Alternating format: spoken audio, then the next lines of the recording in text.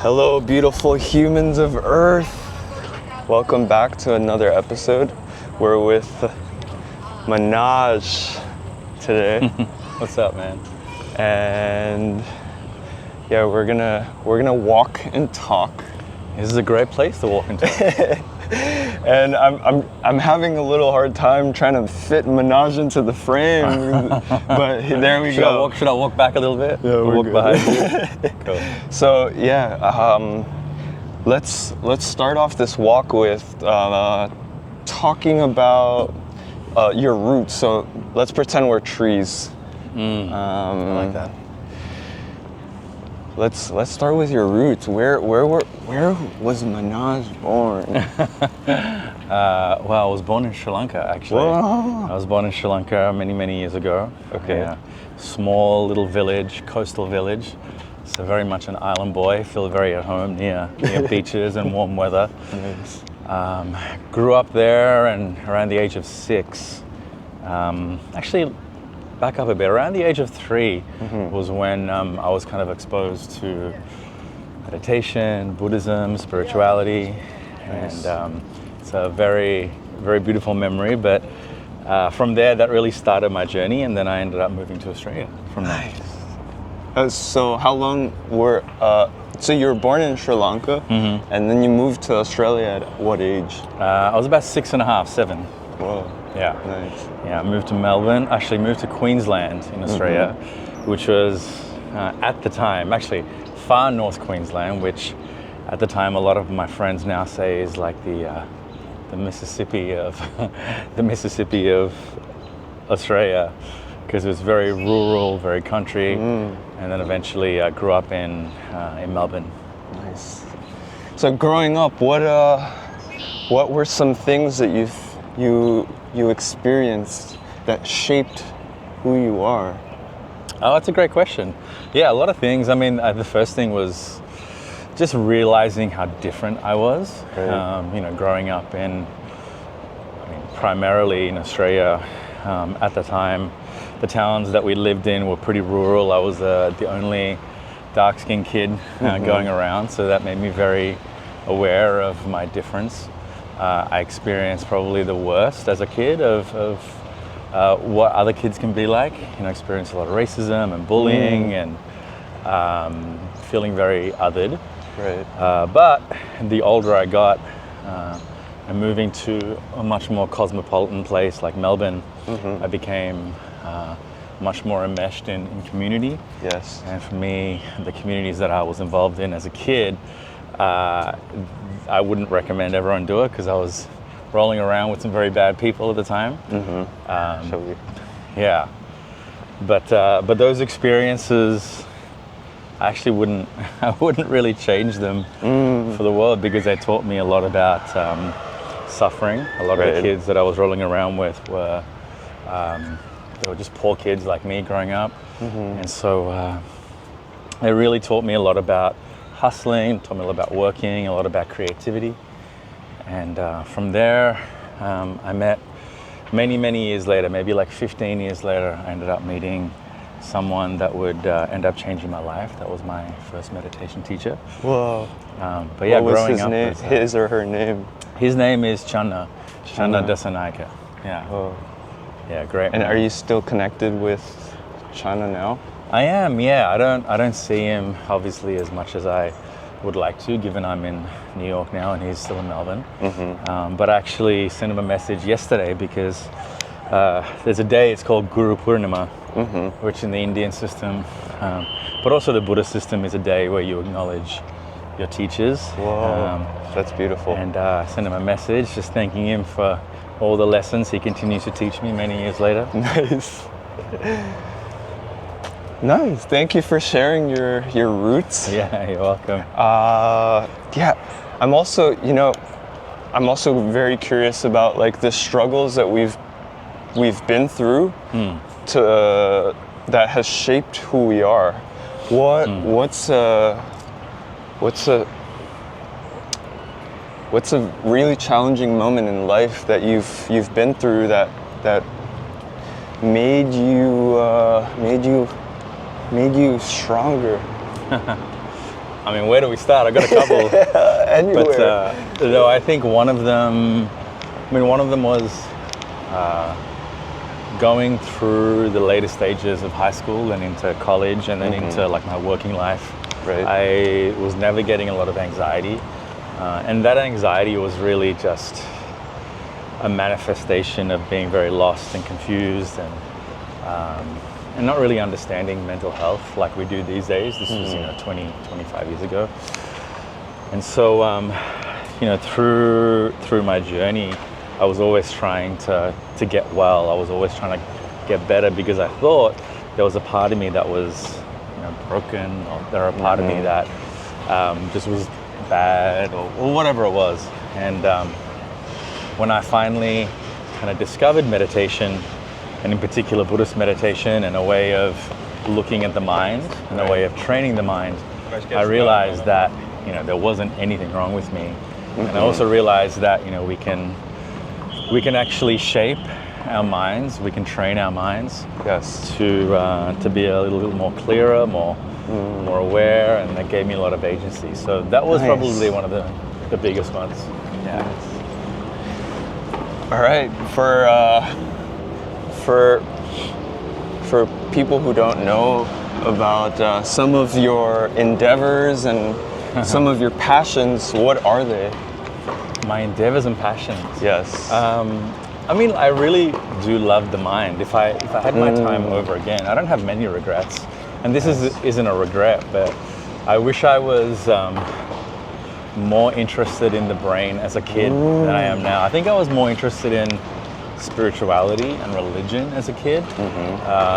And the older I got, the more I saw how interrelated that is with psychology. Right. So I really do love psychology these days. I love learning about the mind, understanding the mind, looking at different ways to expand the mind. So what are those different ways of expanding the mind? Yes. Well, I think one is new experiences. The more new experiences we can expose ourselves to, the greater our awareness becomes, and also our perspective. I think things like breathwork, silent meditation retreats, and even these days, psychedelics is an emerging field, and how that helps people see things from different perspectives. So yeah, very curious about those things, and also reading, travel, like all those things really help people with their mental health, but also help people change their perspectives, change their mind, open up in new ways. Nice. What's a recent book that you've read that really tickled your soul? Actually, I'm at the moment, I'm not a big memoir guy, but I am reading Keith McNally's book. Keith McNally, very famous restaurateur.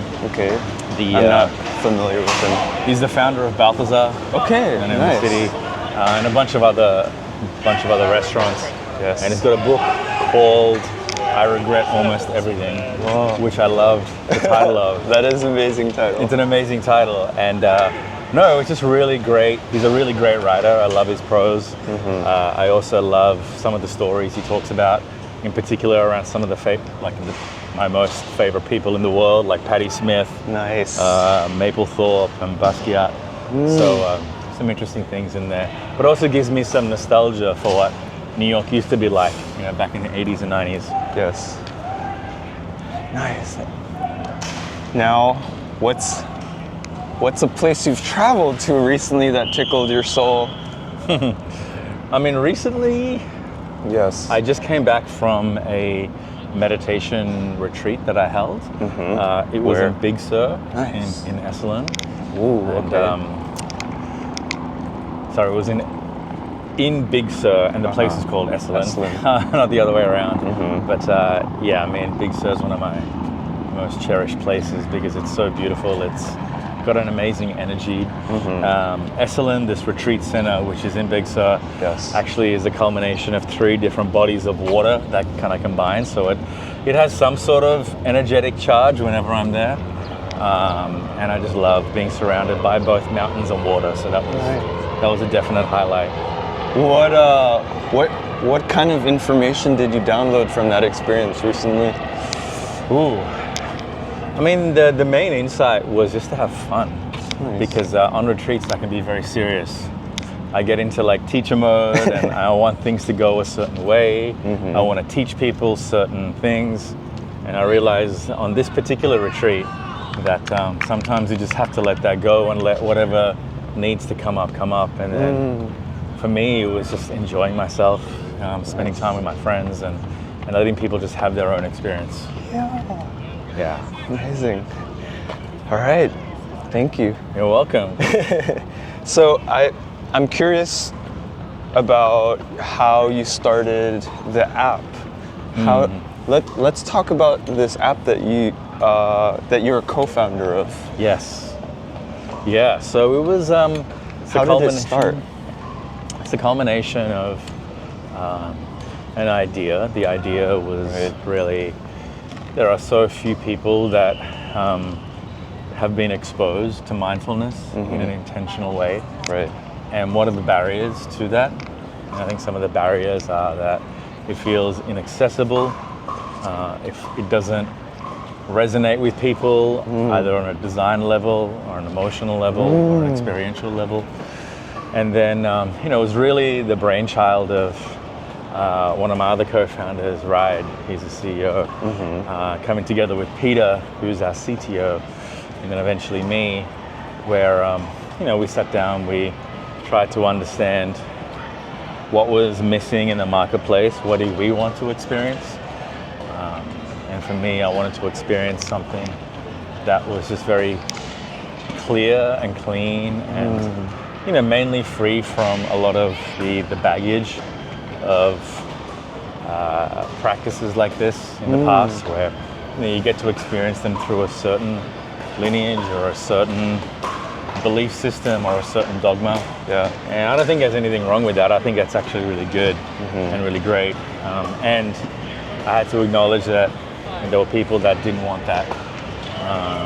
And so the way to get to those people was to give them an alternative, and the alternative was to give them a mindfulness that was secular, to give them experiences that were innovative.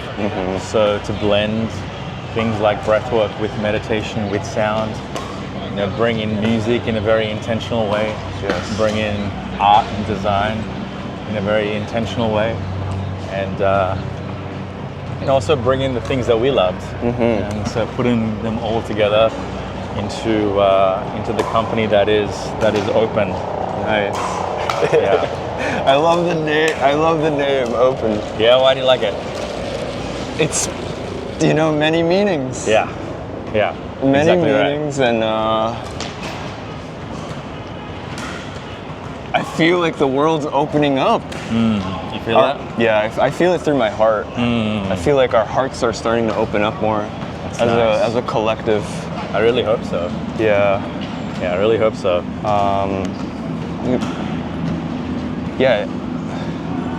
We're living in interesting and delicate times. Right. And it's nice to connect with people like you who are developing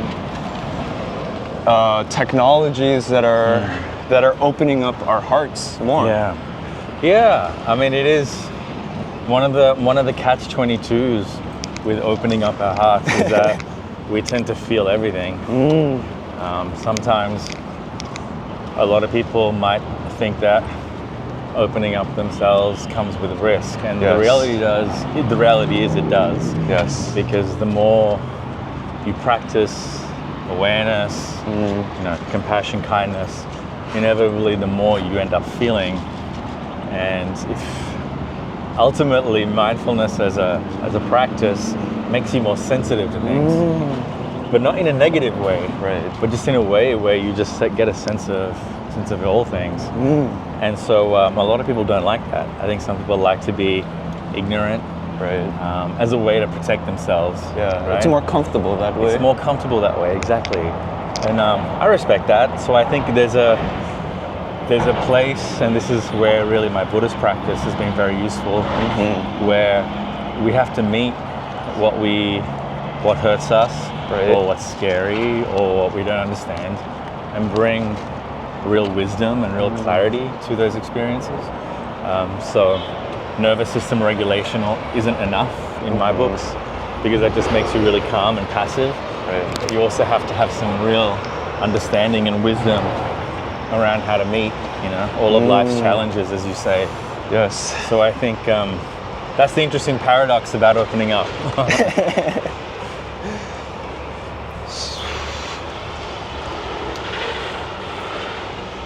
Talking about sensitivity, what are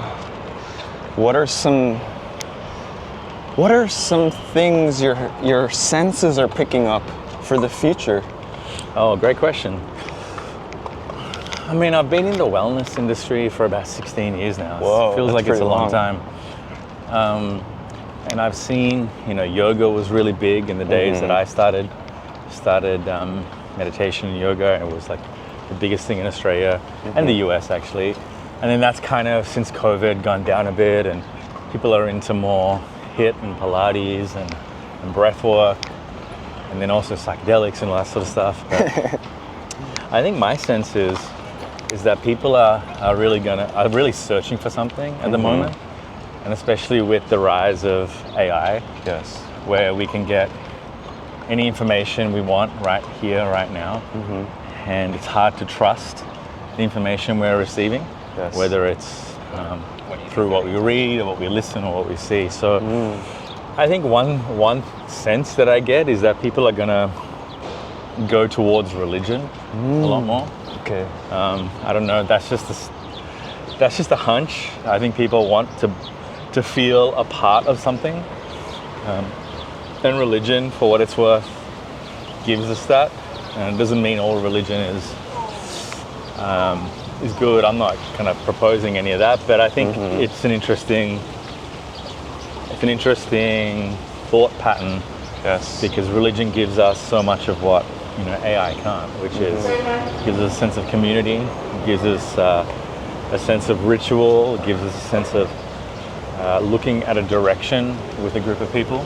Yes. That's one suspicion that I have, and the other suspicion that I have is that people probably want more somatic intelligence as well. So practices for people who don't know what somatic practices are. Yeah. Can you explain? Sure.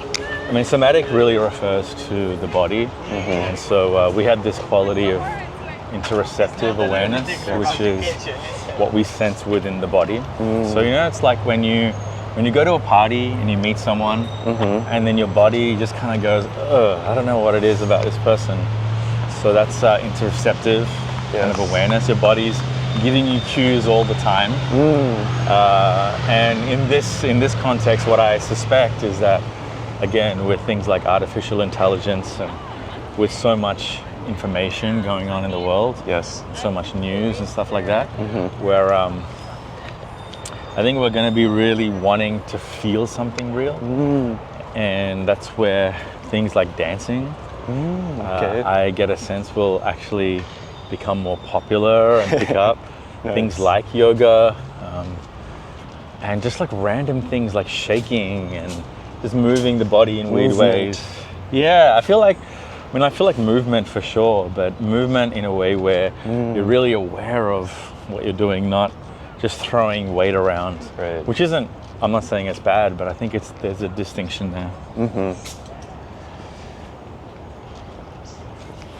What do you think about that? I love that. I enjoy practices where my feet are on the ground and my legs are feeling the pressure of gravity.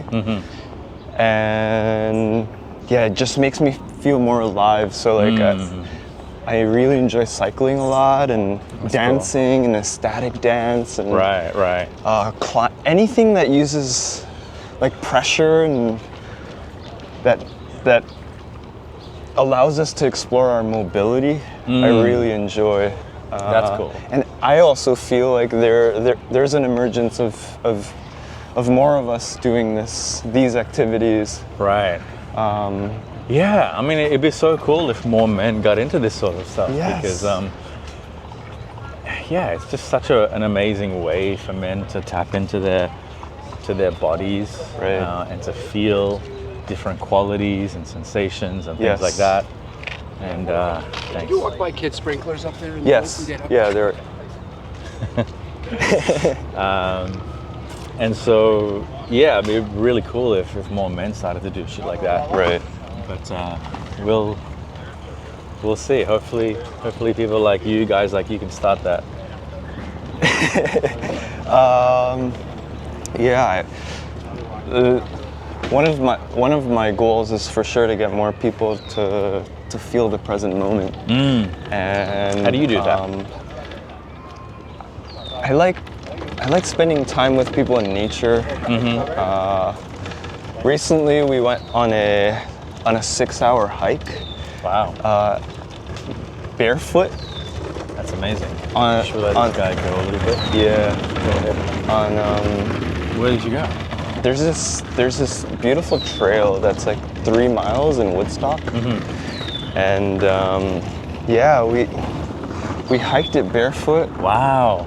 Painful rocks. Yeah, I was going to Left- ask you, did you get any bruises from that experience? or Yeah, what? little bruises, but our feet are actually stronger than we think. Yeah, that's true. I And love yeah, that. it We was, are actually stronger than we Yes, think, right? we are. Yes, Yeah. I agree with that. Shall we? Yeah, should we let's go do this it. way? Wait, yeah, actually, perfect. Yeah, and we had the intention of like doing the whole thing barefoot, so we left the shoes in the car. So Wow. we had to do the whole hike there and back barefoot. That's amazing. And we couldn't, give up on the journey. On the journey.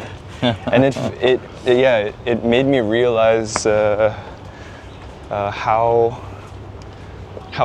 these mindfulness practices and just these practices we do on a daily basis reflects a lot of the things that we experience in life, and it teaches us how to approach these challenges. Right. Yes, we finished the hike in pain, but Wow. we learned so much. That's such a through great it. experience. I Yes. think it's a great analogy for doing hard things these days, because, as a society, we don't like to.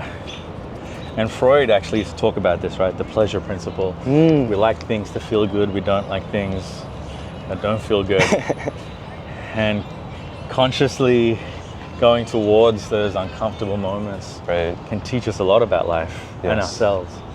So I love that. That's great. Yeah, I might have to thanks. try that too. Yeah, I would love to go on a hike with you Yeah. barefoot. That would be. I don't know if I'm ready for the whole hike to be barefoot, but I'm definitely down for Nice. for a part of it. All right. What are some things you want to leave with future generations that will probably watch this? What's Wow. what's Future generations. what's a message you want to transmit into the future? Oh, I mean, it's nothing unique or innovative, but it's kind of the messages that have been passed on to me Right. for 2,500 years, which Ooh. is everything is impermanent. So really enjoy, make the most of each moment. Yes. For people that are going through hard times, they don't last all the time. So don't Yes. lose yourself. Don't give up in those moments.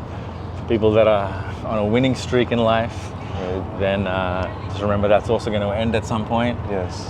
So just be humble, and I think moving through life with self-awareness and kindness, that's really it. And if you can do those two things, I believe all the other things kind of come to you. Right. Success will come to you, friendship and good relationships will come to you. Yes.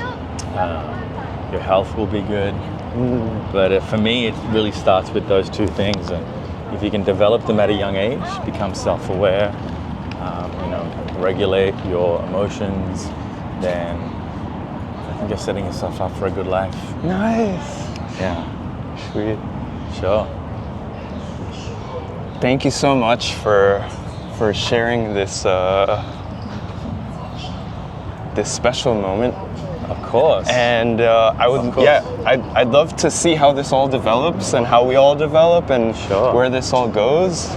And we'll end the video here. In the dome. What a In great the place to dome. end it. But yeah, can I give you a hug? Yeah, please. Thanks, Manoj. Thanks, my guy. Yeah, that was Great so conversation. wonderful. But yeah, thank you guys so much for being here, and thank you so much for taking the time to share your insights and Yeah, your pleasure. experiences. Pleasure. Yeah, we'll see you guys in the future. Yeah.